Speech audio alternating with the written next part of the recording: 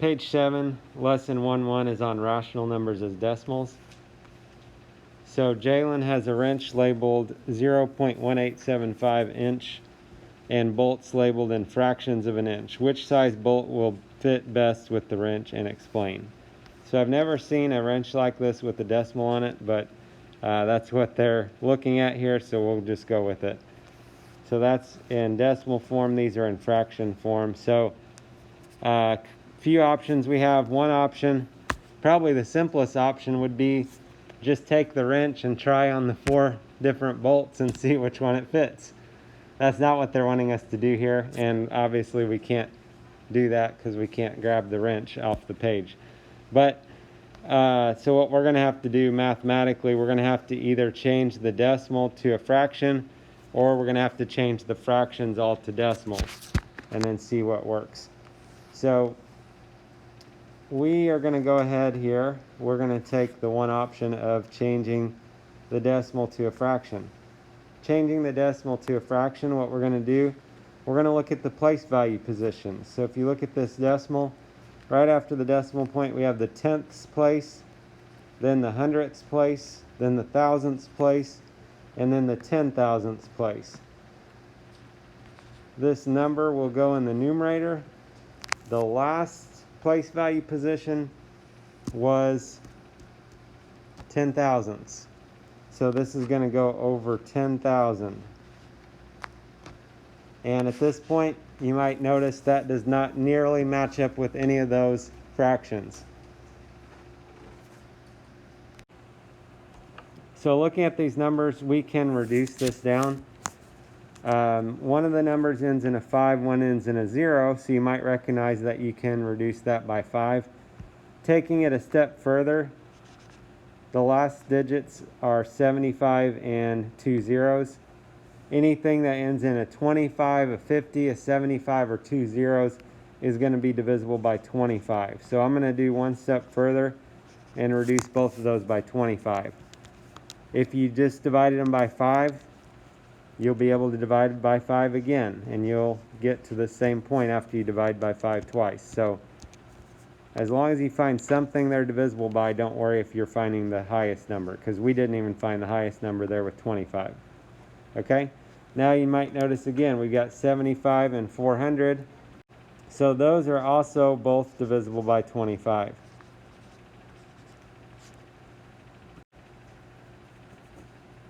So that would give us 3 in the numerator. So that would be 16. So that's 3/16. And then if we look at the bolts here, one of them is 3/16 of an inch. So that would be the one that it would match up with. If you look at example 1, they've got here winning percentages of different teams. So if you've ever seen that, they usually have this for baseball or basketball teams, stuff like that, what their winning percentage is. It's as a decimal, so if you move your decimal 2 spots to the right, basically you could see the sluggers have won 55.6% of their games, approximately, something like that. And the point they're making here is a lot of times that's rounded off. So that actually might have been 0.5 repeating, 0.5555, and so on.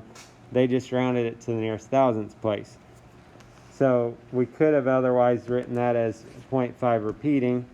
What they're asking us to do on this part is they're asking us to write that as a fraction. There's different ways of doing that. There's actually a method here, and I can go through that with you if you'd like.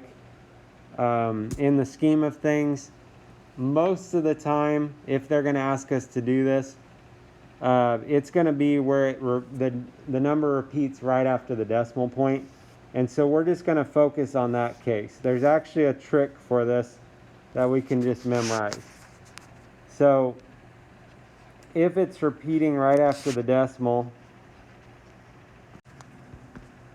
so if it repeats right after the decimal, we can, so like point number repeating, it's going to be the number over 9 is going to be our fraction, which with the symbols, it's hard to look at there. So let me give you an example. If it's 0.7 repeating, that fraction is 7/9.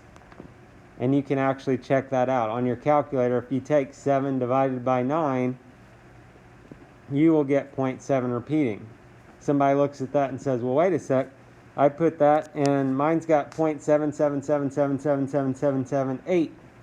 Well, the calculator is just rounding that last digit off. Okay, it is actually 0.7 repeating. If we had 0.4 repeating, that would be 4/9.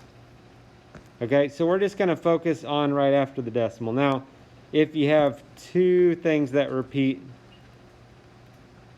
so I'll use two different symbols because they might be two different numbers. Instead of over 9, we can put that over 99.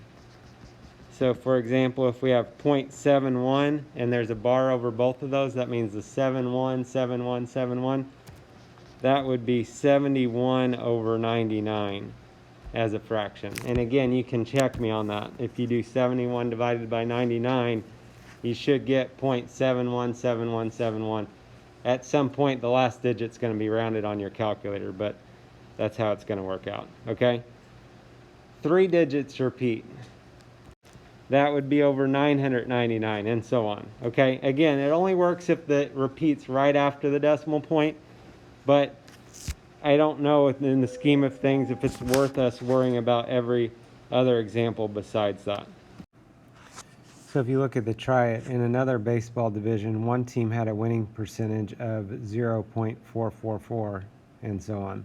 What fraction of their games did this team win? So you can see this repeats right after the decimal. So really this would be equivalent to 0.4 repeating. And it's repeating right after the decimal. So we can put that over 9. They won 4/9 of their games. Sometimes when people do this, they forget the 9. They think, oh, it's in the 10th place, it's 4/10. But if it was 4/10, the 4s wouldn't keep going. There would be zeros after the 4, which we wouldn't really need to add, but difference, 4/9. 4/9 is a little bigger than 4/10, and it actually works out to where the 4s keep going right after the decimal.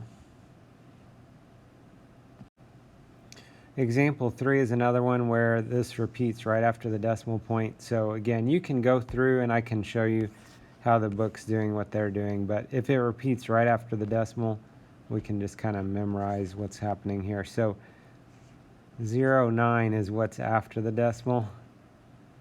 It's 2 digits that repeat after the decimal. We can put it over 99. Really, we don't need to put the 0. That doesn't change anything. So that's 9/99. And then you can reduce that to 2 1/11.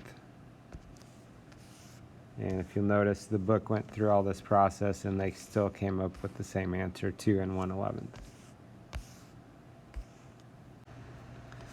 The try it at the bottom of the page, this does not repeat right after the decimal, so we would actually have to do the book's method. Again, in the scheme of things, I don't know if this is our most important thing that we need to be spending a whole lot of time on, so we're just going to strictly work with ones that repeat right after the decimal for this lesson.